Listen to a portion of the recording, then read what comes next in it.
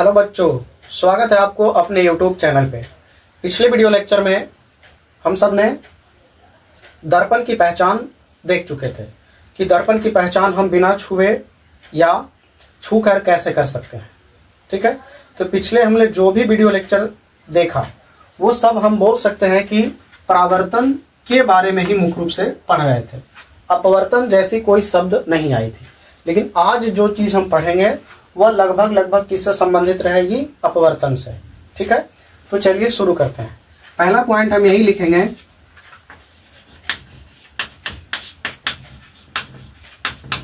अलग अलग माध्यम में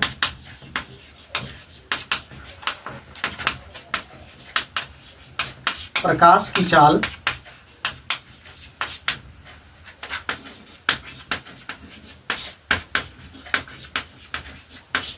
भिन्न भिन्न होती है। ठीक है, इस पॉइंट से अपनी क्लास आज शुरू करेंगे।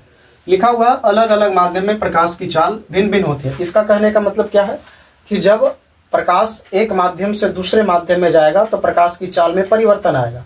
अब यहाँ माध्यम कहने का क्या मतलब है? जैसे मान लिया जाए ये कांच है, ठीक है, इसमें जल है, ठीक है, तो प्रकाश इसमें जब आएगा तो इसमें चाल कुछ और रहेगा, और जब प्रकाश जब इसमें जाएगी तो इसमें प्रकाश की चाल कुछ और होगी। तो माध्यम कहने का मतलब यह है कि अलग अलग माध्यम में प्रकाश की चाल अलग अलग होती है। और आप सब बेहतर जानते हैं कि निर्वात में प्रकाश की चाल कितनी होती है? निर्वात में, ठीक है, और निर्वात में प्रकाश की चाल आप सब बेहतर जानते हैं 3×10⁸ मीटर प्रति सेकेंड होती है। कुछ हम आपको माध्यम में चाल बता देते हैं। उसी प्रकार अगर बात करें कि जल में प्रकाश की चाल कितनी होती है, तो जल में प्रकाश की चाल होती है 2.25 ×10⁸ मीटर प्रति सेकेंड। ठीक है, देखिए जितना निर्वात में होता कह सकते हैं उतना ही हवा में होता है।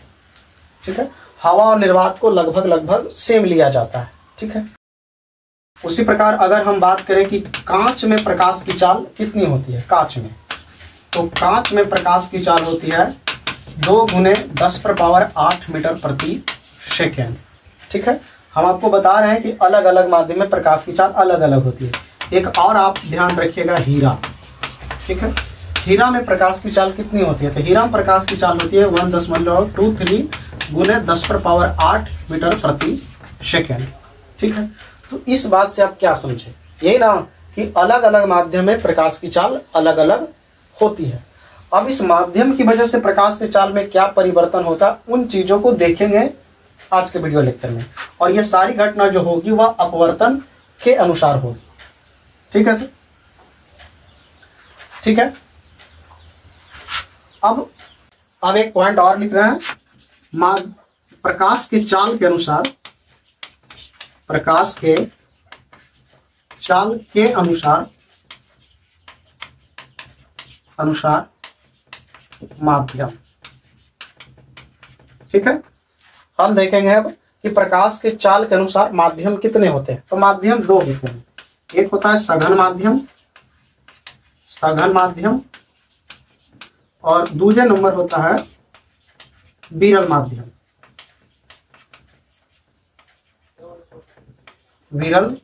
माध्यम। ठीक है, यहां प्रकाश की चाल देखिए, सघन माध्यम कैसे किसको बोलेंगे? जहां प्रकाश की चाल कम होगी, तो लिखेंगे यहां प्रकाश की चाल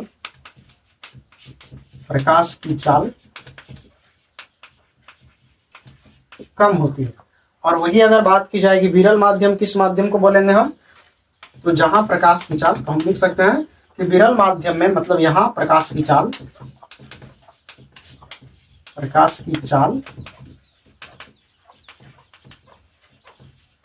अधिक। ठीक है, तो प्रकाश के चाल के अनुसार माध्यम दो ही प्रकार के होते हैं, एक सघन और एक विरल। ठीक है, तो उम्मीद है आप इतनी सारी बातों को बेहतर समझ रहे होंगे। अब आगे बढ़ते हैं सर। अब हम हेडिंग डाल देते हैं अपवर्तन। ठीक है, अपवर्तन किसे कहेंगे इसे जानते हैं। देखिए, अपवर्तन का अभी परिभाषा हम नहीं जानेंगे, पहले यह जान लेते हैं कि अपवर्तन के लिए कितने माध्यम चाहिए। तो अपवर्तन के लिए दो माध्यम का होना आवश्यक है।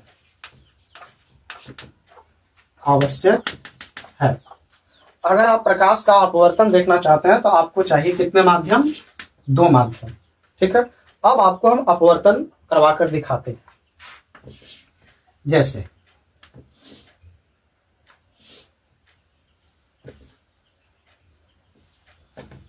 ये हवा है, ठीक है, ये वाली जगह, और इसको आप समझ लीजिए कांच।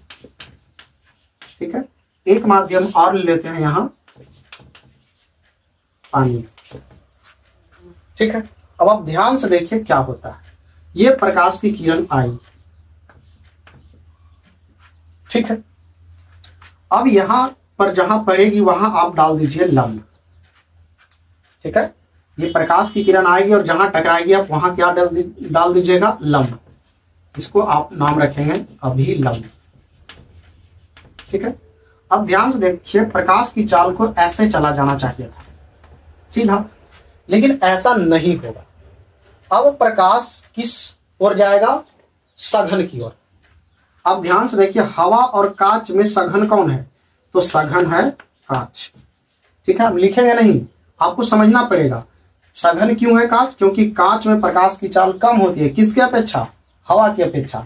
सघन और विरल आपको जब भी बताना रहेगा तो दो से तुलना करके, जैसे अगर आपको कोई बताया कि आप पढ़ने में तेज है, तो ऐसे आप तेज नहीं हो सकते, आपको बताना पड़ेगा। अगला आदमी आपको बताएगा कि आप किससे तेज हैं। ठीक है, तो अगर हवा और कांच में बात करें तो हवा हो जाएगा विरल। ठीक है, ये लिखिएगा नहीं आप, और कांच हो जाएगा सघन। ठीक है, कांच हो जाएगा सघन। अब ध्यान से देखिए, हवा कहां से कहां आ रही है? नहीं, ध्यान से देखिए, प्रकाश हवा से कांच में आ रही है, तो प्रकाश जब हवा से कांच में आ रही है मतलब सघन में आ रही है। ठीक है, तो सघन में आ रही है तो सघन की तरफ ही झुकना ये पसंद करेगी, ऐसे। ठीक है, ये वाली घटना समझ में आई बात? हमने आपको क्या बताया कि जब विरल से सघन की ओर आएगी तो सघन की ओर ही झुकता चला जाएगा। जैसे ये प्रकाश की किरण इधर भी तो जा सकती थी। ठीक है, ये प्रकाश की असली रास्ता है ये वाला, लेकिन इधर नहीं जाकर ये इस ओर क्यों चला गया?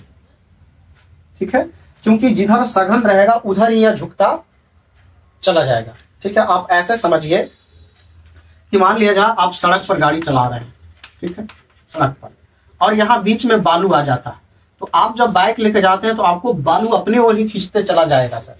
ठीक है, बस प्रकाश के साथ भी वही होता है। जैसी विरल से मतलब यहां प्रकाश की चाल जाती थी, जैसे ही कांच में आएगा तो कांच की और सघन की ओर मुड़ता चला जाएगा, इसलिए ये इधर ही मुड़ता चला गया। ठीक है, अगला ध्यान रखिएगा, और हमेशा ऐसी होगा। अब प्रकाश यहां टकराएगी तो यहां पर आप लंब देंगे। ठीक है, अब इस प्रकाश को असल में चल जाना चाहिए था, कैसे? ऐसे। ठीक है, अब ध्यान से देखेंगे किसमें, इसीलिए आपको बोलते थे कि विरल और सघन यहाँ पे नहीं लिखिए। ठीक है, अब कांच से कहां आ रही है? पानी में। अब बताइए, कांच में प्रकाश की चाल अधिक होती है या पानी में? ठीक है, तो पानी में प्रकाश की चाल अधिक होती है, पानी में प्रकाश की चाल अधिक होती है। तो अब ये जो कांच है ये सघन है और ये पानी जो है ये विरल है। अब आप ध्यान से देखिए, कांच से प्रकाश आ रही है कहां? पानी में, और हम आपको अभी तो बताए कि सघन की ओर ही जाना पसंद करेगा। तो आप ध्यान से देखिए, कांच और पानी में सघन कौन? कांच, और कांच किधर है? ऊपर की तरफ, तो ये जाएगा ऐसे। ठीक है, बातें समझ में आ रही है? इस चित्र को आपको बेहतर समझना होगा। ठीक है, चाहे आप जितना समय ले लीजिए, लेकिन इस चित्र को आप समझिए। एक बार में चीजें नहीं समझ में आती है, दो बार में नहीं, 3 बार तक कोशिश कीजिए। ठीक है, एक बार और हम समझा देते हैं। देखिए, प्रकाश हवा से कांच में आ रहा है, तो आपको देखना पड़ेगा इन दोनों में सघन कौन? ठीक है, तो सघन कांच है, तो सघन की ओर झुक गया। सघन है क्या? नीचे, तो नीचे तरफ आ, देखिए किरण को नीचे भगा दिए। ये दोनों में देखिए, कांच और पानी में, कांच से आ रहा पानी तो कांच सघन है और पानी विरल। ठीक है, तो अब इसको सघन और विरल क्यों बोल रहे हैं? क्योंकि कांच में प्रकाश की चाल कम होती है, किसके अपेक्षा? पानी की अपेक्षा। अभी अभी तो हम लिखे हैं, तो अब ध्यान से देखिए, प्रकाश सघन से विरल में आ रही है, ठीक है, तो कहां जाना पसंद करेगी? सघन की ओर। और सघन कहां? ऊपर, इसलिए प्रकाश इधर। ठीक है, तो उम्मीद है आप इस बात को बेहतर समझ रहे होंगे। और ये जो घटना हो रही है, असल में यही अपवर्तन है। ठीक है, यही अपवर्तन है।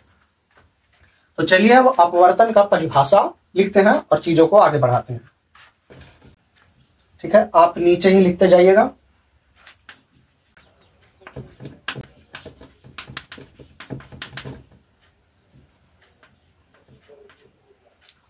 ठीक है, देखिए, जब प्रकाश एक माध्यम से दूसरे माध्यम में जाती है तो अपनी चाल एवं दिशा में परिवर्तन लाती है।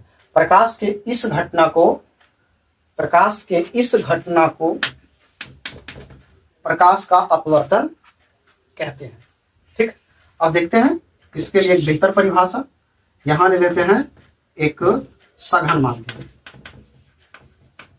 और ये ले लेते हैं विरल माध्यम। ठीक है, अब ध्यान से देखिए, प्रकाश ऐसे आई तो जहां पर आई वहां पर आप क्या डालेंगे? अभिलंब। ये रहा अभिलंब। ठीक है, और ये जो किरण पहली बार आके टकराई इसका नाम होगा आपतित किरण। ठीक है, उसके बाद ध्यान से देखिए, इसको असल में चल जाना चाहिए था ऐसे। ठीक है, इसे चल जाना चाहिए था असल में ऐसे, लेकिन हम आपको क्या बताएं? सघन किधर है? तो सघन है ऊपर, तो इसलिए ऐसे जाएगी प्रकाश। ठीक है, तो ये जो बिंदिया है, इस बिंदु जहां पर ये आपतित किरण पहली बार टकराई है, इस बिंदु का नाम होगा आपतन बिंदु और इस किरण का नाम होगा अपवर्तित किरण। ठीक है, और ये तो अभिलंब है।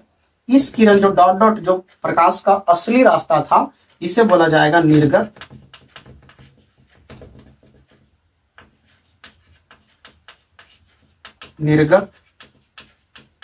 किरण। ठीक है, एक चित्र और बना देते हैं। इस बार ये ऊपर वाला विरल है और ये सघन माध्यम है, नीचे वाला। ठीक है, ये आई प्रकाश, जहां पर पड़ेगी वहां आप डालेंगे अभिलंब। इसको गुजर जाना चाहिए था ऐसे। ठीक है, लेकिन आप देखिए, विरल है ऊपर, नीचे है सघन, तो सघन नीचे है तो नीचे तरफ आएगा प्रकाश मुड़कर। ठीक है, तो इस दोनों फिगर में आप सघन और विरल को ध्यान रखिएगा, क्योंकि इस बार सघन जिधर रहेगा प्रकाश को उधर ही मोड़ेंगे। जैसे सघन ऊपर की तरफ था, देखिए ऊपर की तरफ मोड़े हैं, और यहां सघन नीचे तरफ था तो नीचे तरफ मोड़े हैं। ठीक है, तो उम्मीद है आप इस बात को बेहतर समझ रहे होंगे। बाकी के कल देखेंगे सर कि अपवर्तन के कितने नियम होते हैं। मिलते हैं अगले वीडियो लेक्चर में, तब तक के लिए जय हिंद।